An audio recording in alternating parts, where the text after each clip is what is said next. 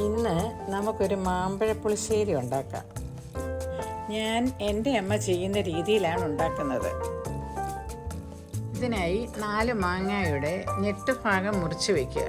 ഒരു മൺചട്ടി ഹൈ ഫ്ലെയിമിൽ വെച്ച് 2.5 കപ്പ് വെള്ളം ഒഴിക്കുക. ഇതിലേക്ക് സ്പ്ലിറ്റ് ചെയ്ത പച്ചമുളക് 3 എണ്ണം,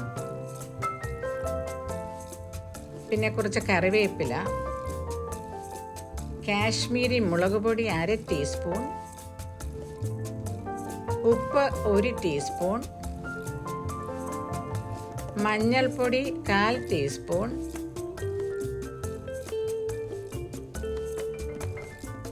ശേഷം മാങ്ങയും ചേർക്കുക.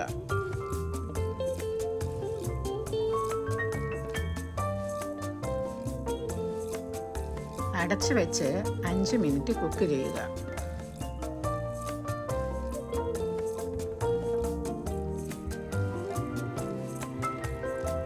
മാങ്ങ വേകുന്ന സമയം കൊണ്ട് നമുക്ക് അരപ്പ് തയ്യാറാക്കാം. ഇതിനായി മിക്സിയുടെ ചെറിയ ബൗളിൽ 1/4 കപ്പ് ചിരകിയ തേങ്ങ, 2 ചുവന്നുള്ളി, 2 വെളുത്തുള്ളി, 1/2 ടീസ്പൂൺ ചെറിയ ജീരകം, 1/4 ടീസ്പൂൺ മഞ്ഞൾപ്പൊടി, 1/4 കപ്പ് വെള്ളം എന്നിവ ചേർത്ത് നന്നായി അരച്ചു മാറ്റി വയ്ക്കുക.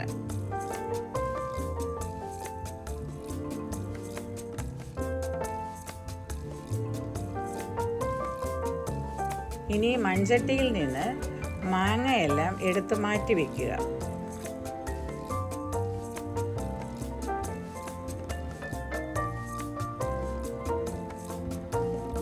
മാങ്ങ ഒന്ന് തണുക്കുമ്പോൾ അതിൻ്റെ തൊലിയെല്ലാം മാറ്റി തിരിച്ച് മൺചട്ടിയിലേക്ക് തന്നെ ഇടുക.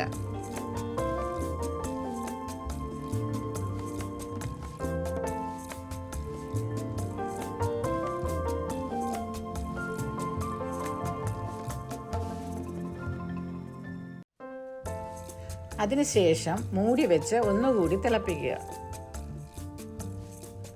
അടപ്പ് തുറന്ന് ചട്ടിയിലേക്ക് ഒരു ചെറിയ കഷ്ണം ശർക്കരയും കൂടെ ചേർത്ത് മാറ്റുക. ഇനിയൊരു പാൻ ഹൈ ടു മീഡിയം ഫ്ലെയിമിൽ വെച്ച് 3 ടേബിൾ സ്പൂൺ വെളിച്ചെണ്ണ ഒഴിക്കുക. ഇതിലേക്ക് കടുക് 1/2 ടീസ്പൂൺ, ഉലുവ 1/4 ടീസ്പൂൺ എന്നിവ ചേർക്കുക. ഇനി ഇതിലേക്ക് 4 ചുവന്നുള്ളി അരിഞ്ഞ് ചേർത്ത് അത് മൂക്കാൻ തുടങ്ങുമ്പോൾ കുറച്ച് കറിവേപ്പിലയും 2-3 ഉണക്കമുളക് കട്ട് ചെയ്തതും കൂടി ചേർത്ത് മൂപ്പിച്ച് അതൊരു പ്ലേറ്റിലേക്ക് മാറ്റുക.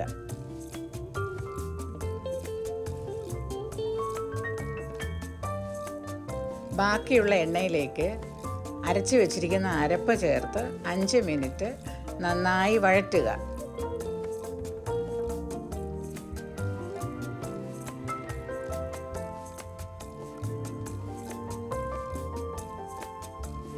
ഇനി ഫ്ലെയിം ഓഫ് ചെയ്യുക. എന്നിട്ട് 1 കപ്പ് തൈര് ഒഴിച്ച് നന്നായി മിക്സ് ചെയ്യുക.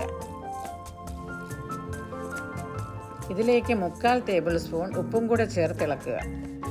വീണ്ടും മാങ്ങ കുക്ക് ചെയ്ത് വെച്ചിരിക്കുന്ന ചട്ടി ലോ ഫ്ലെയിമിൽ വയ്ക്കുക. ഇതിലേക്ക് തയ്യാറാക്കി വെച്ചിരിക്കുന്ന മിക്സ് ഒഴിച്ച് ഫ്ലെയിം ഓഫ് ചെയ്യുക. അതിനുശേഷം നന്നായി ഇളക്കുക. ശേഷം നമ്മൾ മാറ്റി വെച്ചിരിക്കുന്ന കടുക് വറുത്തതും കൂടെ ഇട്ട് ചെറുതായി ഇളക്കിയിട്ട് 5 മിനിറ്റ് അടച്ചു വെക്കുക. അതിനുശേഷം നമുക്ക് സെർവ് ചെയ്യാവുന്നതാണ്.